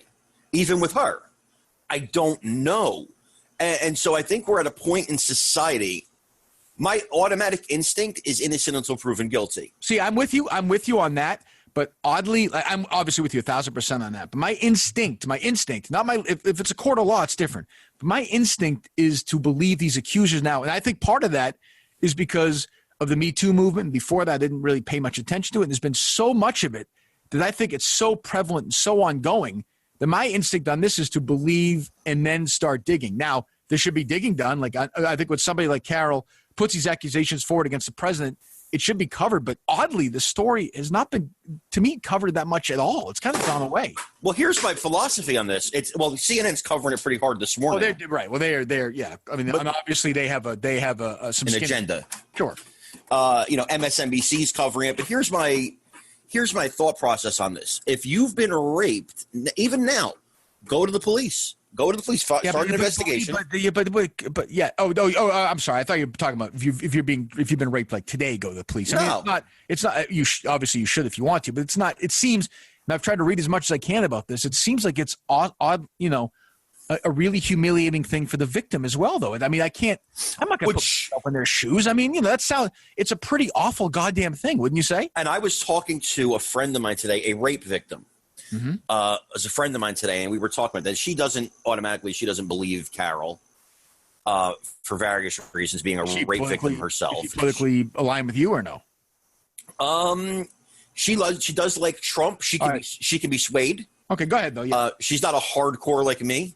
Mm-hmm. But she automatically doesn't believe Carroll because her philosophy was it's a little too coincidental now that a book's coming out. I saw her on TV. She doesn't have talk like somebody. And then when Carroll says, well, and there was no witnesses, and if they ever do find a videotape, you're not going to actually see it happen. And there's no videotapes that exist at the time, and I didn't file a police report. Okay, if you accuse somebody in this country, the burden of proof should be on you, not the victim. How can I prove a negative? How can I prove I didn't do something? So we are at, what scares me, Kirk, is that we are at a time where somebody can say something about Kirk, about you. Oh, yeah, and ruin your life. And ruin your life, and you didn't do it. Yep. But you have to believe them. Well, and I agree, and I think it sets a weird standard. I agree, and all you can do as a guy is not do any of this stuff, obviously, and keep your head down and do the best you can. But that might not be good enough. Might not be good enough. But there are I have no idea if any of them are true. But the volume of accusations against Trump, to me, at least leads the idea that there has to be some smoke where there's fire. But you're right, we're in this weird spot where, unless you have proof, I guess you have to move on. But it's amazing to me that Trump continues he's this force. It doesn't matter. He can shit on John McCain. He can do this. He can do that. I've spoken out against that. Just FYI. But he continues to get through the fire somehow. And I think it's because he is wisely, in his own way, sort of let his people know, look, the media is going to do this. The fake news, the left-wing media. And there's enough proof of that, by the way, that when there's not proof of it, he can continue to point to it because there's no doubt. I mean, the liberal media has been established for forever. I think it's important for me to say this too, to your audience. They're like, oh, well, this guy's just a Trump guy. I spoke out this week against stopping the raids. I thought that was not a wise move. I spoke out against not striking back at Iran. I thought that was not a wise move. I think if you're going to say something, you got to do it. Otherwise, you're going to become a paper tiger. So I don't just blindly support everything he does. I've spoken out. Good. I've spoken out a million times against the things he says about McCain, who I loved, who's an American, to me, superhero. Well, that was just embarrassing. I mean, that was just a stupid thing to say. I mean, that's to me, I don't care if you're left or right or whatever, to say that, you like your heroes, there's no, I don't even understand it. It's just correct fucking thing to say. Correct. It was a stupid thing to say. And he continues to, I'm against that. He continues to attack Hillary Clinton and President Obama. Let the past go. Let's focus on the future. So okay, I'm sorry. Do you believe Juanita Broaddrick? I believe Juanita Broaddrick for a different reason. Why is that? I know her. I've spoken to her. Let's say you didn't know her, and did you believe her before you spoke to her? I had doubts. My question basically, obviously, is: I had doubts. Obviously, you understand my question. Is, do you believe the victims when Democrats rape them as opposed to when Republicans allegedly? Because that to me is sort of the core of where I'm at. And not even you, but on the other side, they get all worked up, and then they happily support Biden. But at the same time, they'll rip Trump, and at the same time, they'll praise Clinton. And the other side, by the way, will defend Trump and rip Biden and rip Clinton. So to me, it's sort of you either believe the victims or you don't. Like the Broaddrick, I'm not sure how much more proof Broaddrick has than Carroll, honestly. She has a pretty consistent and her story is consistent. Strong story. It's not. I believe her, by the way. I believe her. Just for the record, I believe her. So yeah, go ahead. Yeah, I mean there are details in her story that are. It's hard to say she made it up. Now, do I believe every single person that accused Clinton? No. You know what I'm saying? Do I don't believe every single person that accused Bill Cosby. You know what I mean? Do you believe anybody who accused Trump, even before he was president, whether it's Jill Heath or any of these people, since 1997, do you believe any of the women who accused our president now of sexual harassment or assault? Harassment? I could see that. And I could see that he was a womanizer. And I could definitely picture him grabbing a girl's derriere or something like that. I could picture it. Yeah. I mean, let's just say, but let's do it like this, right? So it's 2019. He's running for re-election next year. If it came out then in, say, 2004, there's video proof of Trump kind of forcing a woman against the wall and grabbing her breast 16 years ago, do you think that action would disqualify him 16 years later to be president of the United States? And there's video proof? Yeah. Yeah, that's a disqualifier. He's out if he grabs her ass. I mean, see what I'm saying? I mean, this is like the world. I'm not even arguing with you. It's just such a weird Like, you know, so if he grabs one body part, yeah, it's okay. If he grabs another body part, fuck him. By the way, he has said grab him by the pussy. So, I mean, there's also that. So, what if you said in a locker room with your friends? Oh, well, yeah, absolutely. But I will say this. I've never said ever. I've been in a lot of locker rooms. Never said, yeah, I walk up and grab a woman by her pussy. That's never been. No, me neither. It's just not. I mean, that there's a word for that. That's sexual. That is sexual harassment or sexual assault.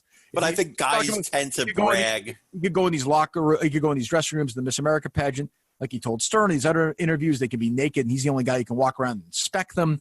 There is clearly a pattern of, I'm not saying rape, absolutely not, but there's clearly a pattern of him using his power for some sexual gratification. I mean, if we can't agree on that, then think, so does that make you uncomfortable? I mean, you're a supporter of this. Definitely. I mean, but why is that not disqualifying? I mean, I'm just asking. I'm not saying it isn't. So why is that? Where's the line? There's a lot of things to consider. I mean, you know, I think about things. He's 70-something years old. It was a different world when he was. Not that it's right. Not that it's right. The world has changed for the better. Okay, but you're saying, but I mean, let's just say the Carroll thing is true. Obviously, I don't care when. That's a different ballgame. Right. What you're saying is, for him to go in and pat some girl on the ass is different in 1983 than it is in 2000. Absolutely. Listen, I think there's some truth that the progress has been made. Yeah. Did my I had female friends that I talk to still today, that when I would see them in high school, I give them a smack on the butt. Hey, babe, how you doing?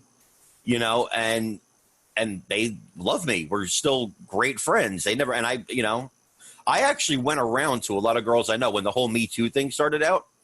I actually went around to a lot of girls that I knew and said, did I ever do anything that made you uncomfortable? Because I wanted to know. Mm-hmm. I wanted to know if I ever made somebody feel that way. Do you? And I didn't. I didn't. Thank God. I was a good boy, apparently. But I mean, can you see though from the picture of Carroll kind of making fun of her? I mean, you can see where the other side. We're back in this like debate now that we're at with Kavanaugh, where it's just, I'm not sure where the line is. I'm not sure what's not, but all I know is like this is a guy now who's had at least 16 people accuse him, and it doesn't seem to be that big of a deal. Whereas if one person, accuses somebody of this happening somewhere else, they lose their job. I'm not sure why that is. It's just strange to me. That's all. There's definitely a difference. And if he was a Democrat, his party would have turned on him.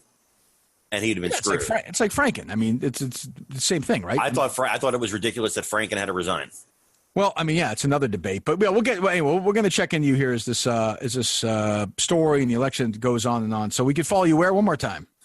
Just follow me at Carmine Sabia on Twitter, and I mean, like I said, I give her the benefit of the doubt. I do, honestly. I think I just want to say one thing. You don't. I mean, you were mocking the way she looks, and I mean, like you're a Trump guy, and you can't have it both ways. You were making fun of the way she looks on Friday, and now on Monday. I mean, you got to pick a side here. Well, yeah, I'm not. I wouldn't say I'm making fun of her much as. I mean, come on. Yeah, I'm being a wise ass. Right. You were saying that she's ugly, and Trump would not rape an ugly woman. That was kind of your joke, right? Not really. My joke was more not. It wasn't even really a joke so much as that he's dating hot women, and I don't think he really needs to rape anybody. But you're right. Yeah, but there is that's kind of a crazy thing to say. I mean, who needs to rape women? First of all, and secondly, history, like I said, is littered with people who do that. Yeah, correct. All right, correct. We'll let you go, Carmine. But we'll check in down the line, I'm sure. Definitely, man. Right. Thank you very much for having me. See you, buddy. What are we doing? What do we got? Red 13 Studios. Ooh, Red 13 Studios. It's pumped up. I am now, 2 hours ago, I was in a bad mood. Now I'm in a good mood. The AC is cooking in here. Studio sounds great. Everyone's saying, boy, it sounds so much better than it did before. At your old podcast, your old place, it's much cleaner. Part of that is because of Steve Robinson, but the big part is because of our great friends here at Red 13 Studios.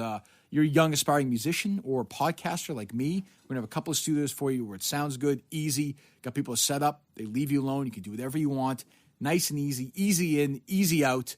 These guys have a long history, by the way, of working with huge clients, whether it's Tom Brady, Under Armour. What else, Steve? Godsmack, MTV, Universal Records. Right, they also do E3, the world's largest gaming convention. You know how much money is spent on professional gaming like StarCraft and Call of Duty? I can only imagine. These pro athletes, they're making more money than us. Oh, well, way more. Making more money than they make in their friggin' sports. And Red 13 is a huge part of that as well. So you go to Framingham where these locations. By the way, they're opening more locations, right? They're saying. Yeah, they've got locations opening up all around the country where they have similar studios set up. But you can go to red13creative.com to check check out some of the stuff that they can do for businesses, or red13studios.com to check out their recording spaces. All right, go do that. So we do our show. We're happy to do it from here. We're moving across the, not across the aisle, but down the hallway to our new studio here in a couple of weeks. I think it's going to sound even better. That's thanks to our great friends at Red 13 Studios. What is it, red13studios.com? Is that right? Red13studios.com. All right, go there right now. This is a typical odd show. I mean, I got to say, like, whether you like us or don't like us, or like a certain show or don't like a certain show, you will not get two different guests like William Bendetson and Carmine Sabia, whatever the hell his name is. Wouldn't you say that's only going to be in our world? I think that's fair. Okay, yes. We have so much shit we didn't get to, by the way. This is sort of the... So we didn't play any... Are we going to do the Barstool stuff tomorrow with me and Portnoy? I mean, I think it's still good tomorrow. That'll be that's all right, the you thing. think? I mean, we over-prepare. We do over-prepare. I didn't think I'd be interviewing William Bendetson for an hour and a half either, but that's okay. You just had so much to talk about. But anyway, so the whole other subplot is this friggin' producer thing. You're here next week, or you're not? I'm here for 2 days next week. So the days where Barstool's company calendar is on, I'll be here. Oh, the company calendar is off starting Wednesday? The 3rd, yeah. Okay, so we'll do shows Monday, Tuesday. Maybe we'll do some best of bullshit or whatever. Yeah, something like that. Okay, so then Cullinane's in after that? Yeah, he's in for 3 weeks after that. 3 weeks? Yes, I'll be in Europe. Christ. Okay, I think I may take one of my weeks off then. So Mark Moroso is my old producer over at Entercom, wants to be in this mix badly. And we said he'd come in the studio and act like Blind Mike's service dog and eat dog food and bark and do all that stuff. But essentially did a video and just fucking gave it all away, right? Yeah, I mean, he did the entire thing that we were going to have him do on so our social media. So we don't need accounts. him then, right? We're good? No, we don't need him anymore. Or we need to cook up something that's even more ridiculous for him to do. I mean, what? All right. Did you watch the video, by the way? I just did. I didn't watch it last night. I honestly didn't want to watch it. I almost threw up in my mouth last night. I don't want to watch it. What's the end game here? Like, what am I missing? Like, he's not going to produce. He's not going to be an on-air personality. I mean, I think that's a question for you because you somehow just attract this. Like, I know, but you have people like he's on Moroso's on Twitter eating dog food and threatening to beat me up. But because he wants to be part of your world. But what does he get? He's not going to produce the show. He's not going to be like Mike or you or I mean, he's not going to come in here and be like a Bendetson. He's not going to be like a rotating. I think he thinks he's going to be. If he eats enough dog food and if he kills me, then he's going to be a second Mike or a third Mike. If you die, whatever, like I feel bad for your wife or whatever, but like I'll hire somebody. There's like 9 murders have to happen before you would, which I guess he would do, right? Yes. Don't tell him. Don't give him like a definite number. I don't need Moroso in my life. He's so stupid. Like we want him to do this. Now there's no fun in that now. You understand? He texts me through Blind Mike last night, 5 minutes after he posts the dog food video and says, Blind Mike says, Moroso demands to know when he's going to be on the Kirk Minihane show. Okay, never. The answer is never then because he's stupid. Like I like stupid, but I don't like stupid that gets in the way of us having some fun. Like he fucked the whole thing up. Right? Am I missing something? I mean, he needed Roman wipes for his dog food eating. He came premature all over social media and totally ruined it. It's not going to be enjoyable anymore. All right, so we got that. We got that drama continuing tomorrow. We've got... Do we have anything lined up for tomorrow or no? Well, maybe. Yeah, maybe. Any update on that or no? We got an interview with Candace Owens, but that's going to happen around noon, so it probably won't be included. Oh, we are doing it. That's booked for noon tomorrow? Yes, that's booked for noon tomorrow. Where are we tomorrow. doing that, Steve? I don't know. We could do it in your car. We could do it in a Dunkin' Donuts. So I mean, where's this going to We could do it wherever. We could do it at Red 13 Studios. We just have to hang around and pay for another hour. I don't want to do that. I don't want to hang around here. So we just find a quiet place with Wi-Fi. We could figure it out. We have a shitload of sound. It's actually good sound we haven't got to. We'll have more tomorrow. So we'll get back to that. So, you want me to read all this crap, right? Where is it? Yeah, just tell people where they can find us on social media. All right, you can find me at Kirk Min. I don't care about that. The show is what? At Kirk Min Show? Yes. What else? What else am I not That's reading? also on Instagram at Kirk Min Show, and you can look us up on Facebook. We post all of our videos. Sometimes Kirk does blogs for Barstool Sports. You are on Barstool Radio. I do not do blogs for Barstool Sports. Well, you have a byline at Barstool Correct. Sports. You write them, and then I say, yep, that's great. I don't read them, and I say, sounds good. At Kirk Min Show. Search for us on Facebook, I guess. We have the podcast, posts, all that. You saw all that shit. Like stuff with Portnoy last week, which I got great feedback on. Let us know what you think. Most importantly, I think, make sure you subscribe to this podcast and leave a 5-star review. I'm told both those things are very important. If you want us to keep us going here, keep the momentum going, subscribe and leave a 5-star review. Some other big announcements, by the way, coming this week regarding the show. So make sure and stick around for that. We're back tomorrow. And that's it, right? Nothing else? Nope, that's good. All right, we're good. See you later. This was pretty reprehensible. I don't know how it can be anybody's idea of humor.